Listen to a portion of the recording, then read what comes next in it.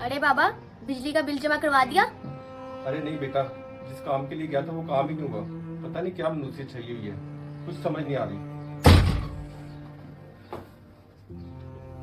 आप ठीक कह रहे हैं बाबा, घर में खैरो बरकत ही खत्म हो गया है। मैं क्या सोच रही थी, घर में हाफिज साहब को बुलवा के चेक करवा लेते हैं।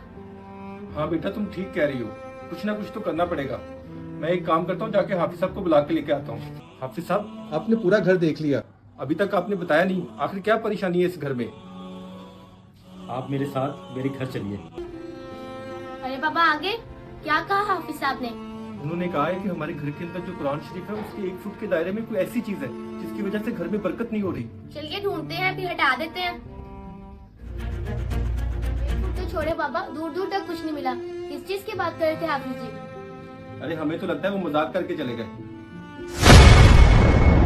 1 फुट नहीं, कुरान शरीफ के ऊपर ही है वो चीज। क्या? मुझे तो कुछ नहीं दिखा।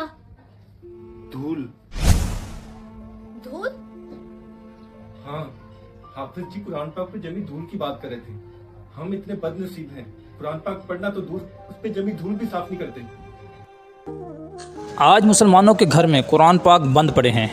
खुदारा अपने घर में कुरान पाक की तलावत को अपनी ज़िंदगी का हिस्सा बनाएं। अगर आपको हमारा ये मैसेज अच्छा लगे तो सदका जारिया समझकर शेयर ज़रूर करें।